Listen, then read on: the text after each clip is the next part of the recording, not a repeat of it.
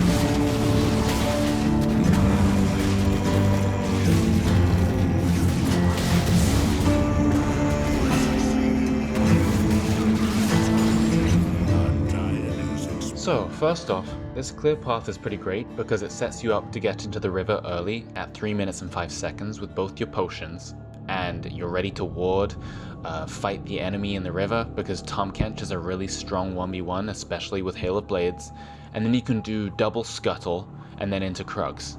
You are the River King after all. Check the playlist in the description, as I will be adding a video about TAHM KENCH's zero counterplay scuttle contesting and many other videos like that.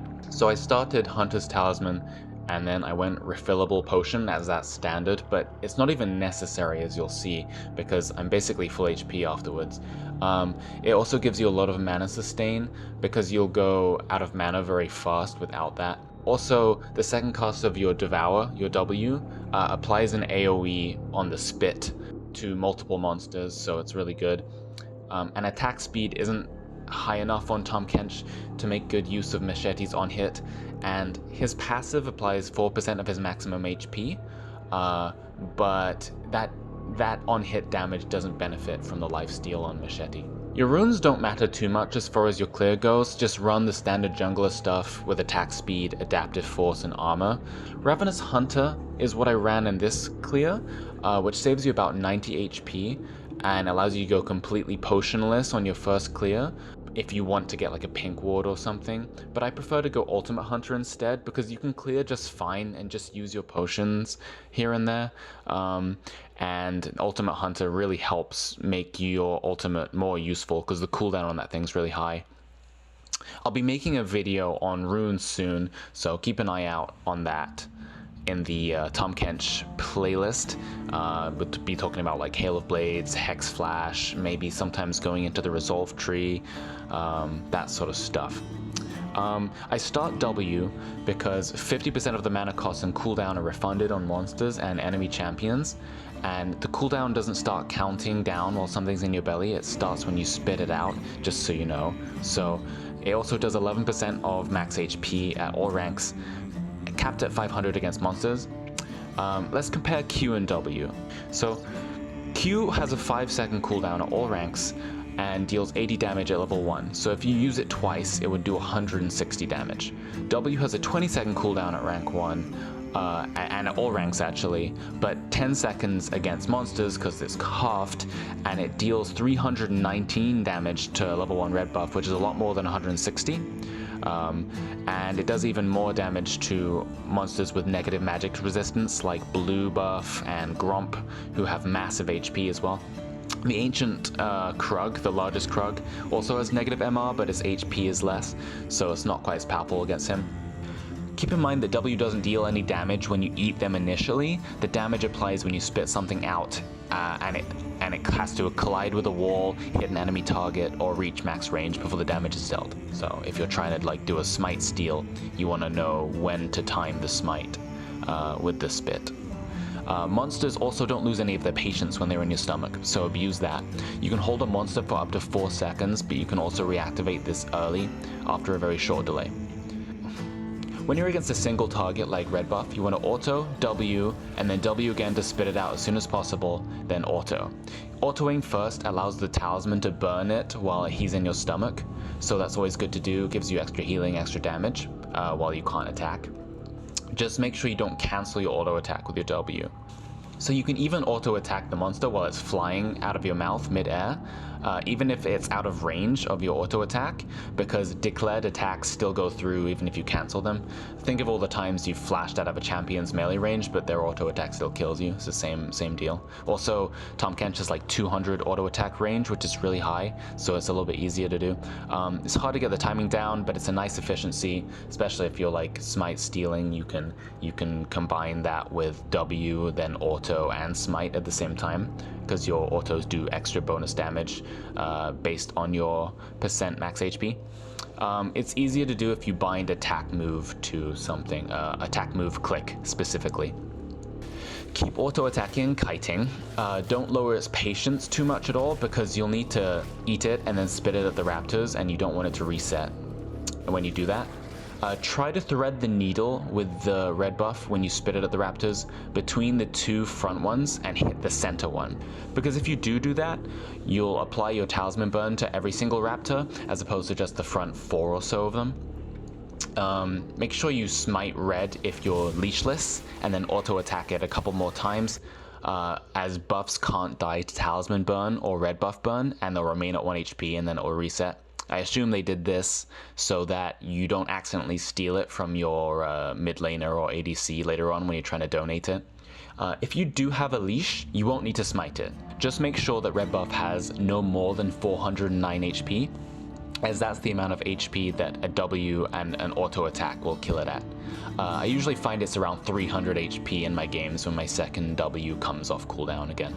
See how all the small raptors are burning? I hit them perfectly with the red buff and threaded the needle between the front 2 ones. And just practice it in a practice tool. You gotta kinda get an angle.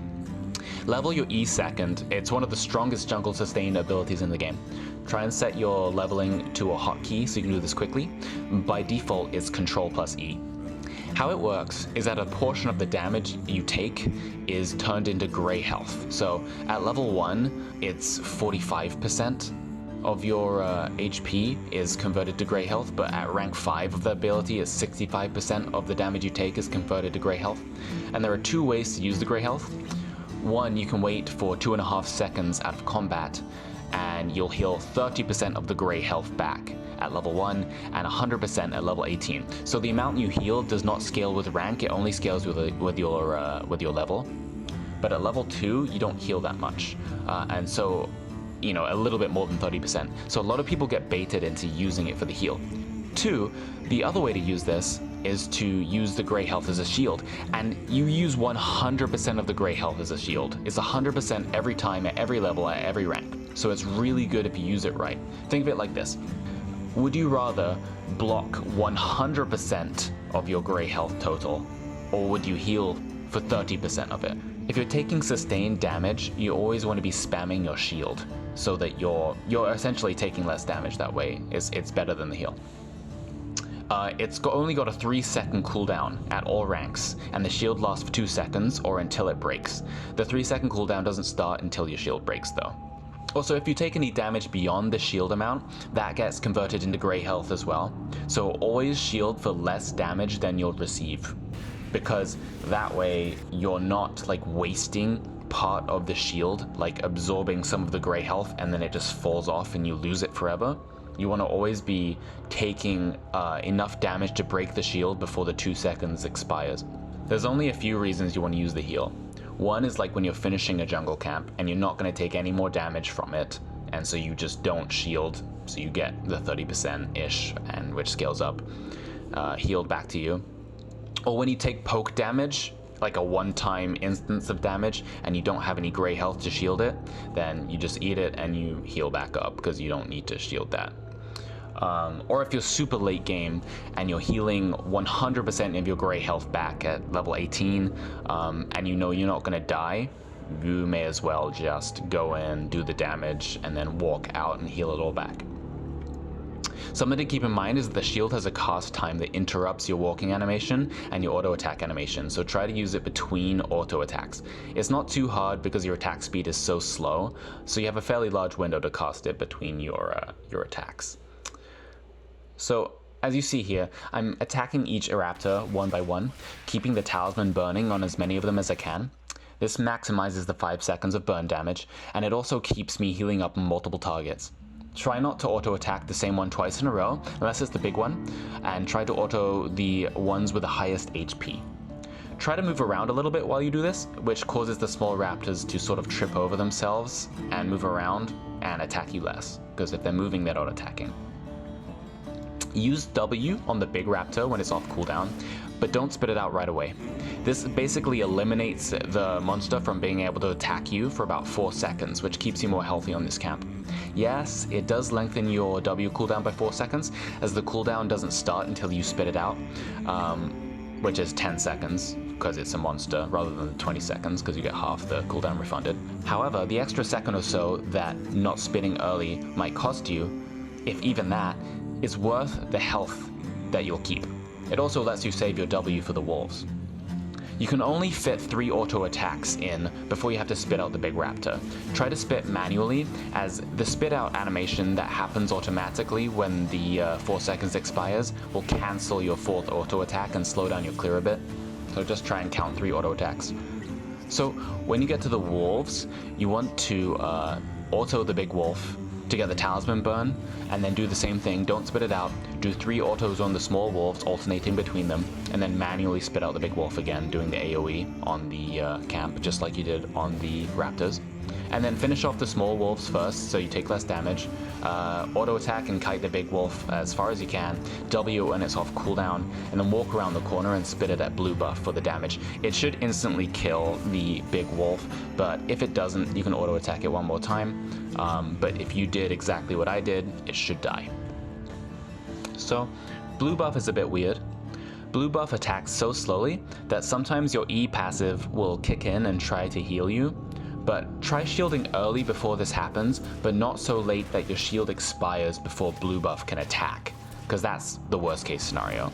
So you kind of want to be just shielding right as it's about to attack you, but not before you start healing too much. And when you're healing, you don't instantly heal all the gray health at once. It like heals over a short period, so you can heal a bit and then like shield the rest of it, which isn't the end of the world if that happens. It's not ideal, but it happens. You also have to use the shield between auto attacks so you don't interrupt your auto attack animation and kite backwards towards Gromp. So if you do this right, you'll take barely any damage. It's a little bit tough, you know, managing all those things all at once, but just watch the video and you should be able to get a feel for what you have to do. TAHM KENCH actually has 200 attack range, like I said earlier, much like Aurelia. Most melee champions have 125 or 150, sometimes 175. But most 200 range champions can actually kite blue buff without taking any damage, since they outrange it and it attacks so slowly, so you can just stay out of its range. But TAHM KENCH's auto attack animation is so slow that I haven't been able to successfully do this. Like blue buff is able to catch up to me and auto attack me before my damage goes off my auto. But your E is really good for blocking the damage, so it doesn't really matter. You want to W the blue buff when it's off cooldown, of course, doing the auto W auto combo like you usually do. Props if you manage to W the blue buff during this attack animation, which cancels that damage. You shouldn't have W up again before blue buff dies, and if you do, just W the Gromp and then auto attack the blue to finish it off. So you want to level your Q next. Try and use Control plus Q to level it quickly in combat. In retrospect, maybe I could have auto-attacked the Gromp before I W'd it to get the talisman burn. So eating it and then giving me less space to kite it out and make it attack me slower was probably a bad idea, because if you make it move between its auto attacks, it can't make full use of its full attack speed. But since I ate it and pulled it towards me, I have less runway to do that, if that makes sense. Also, you want to use your E shield and Q tongue lash between your auto attacks. You can actually auto and then E and then Q all before you can use your auto attack again, but I'd mess that up here unfortunately, but you can try that in your games. Also at the end here, I wait too long to shield, and the damage that Gromp deals doesn't burst it all away, and as a result I just permanently lose that grey health that I converted into a shield for no reason. Not the worst thing, but something to keep in mind. If you shield a bit earlier, like I could have shielded on the auto attack before that, make the shield pop every time and you make the most of your grey health.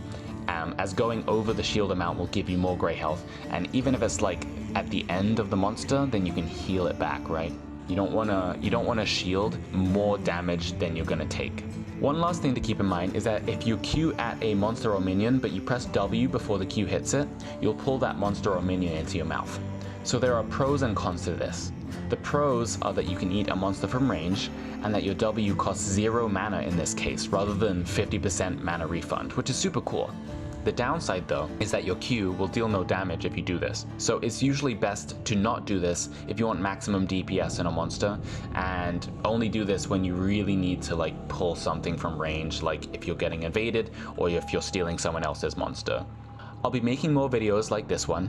Make sure to use my playlists, as they'll be kept up to date and old videos will be removed from them. The goal is to make a bunch of champion specific playlists that will always be updated. So check them out in the video description, or go to my channel and go to the playlists tab. I'll be making a lot of those, or click on the cards. Also check out my subreddits, r/ClearFrontier and r/BetterMeta. They're not that big yet, but they're communities for posting efficient clears and off-meta strategies respectively. I'm hoping to build a community around that stuff because it's the part of the game that I enjoy the most. I challenge you to beat any clears I post and put them on ClearFrontier, and I will remake my video and shout you out. Same with BetterMeta. If you come up with some cool stuff, I'll definitely make a video out of it. Thanks for watching, and let me know in the comments what you liked, what you didn't like, and what kind of things you want to see next. Like the video if you liked it, subscribe if you want to see more content like this. I'll be posting much more often from here on out, so expect to see not only more Aurelia and TAHM KENCH content in the jungle, but I've also got some Echo jungle, some Lissandra jungle, and some Nico jungle stuff in the works as well. So see you soon.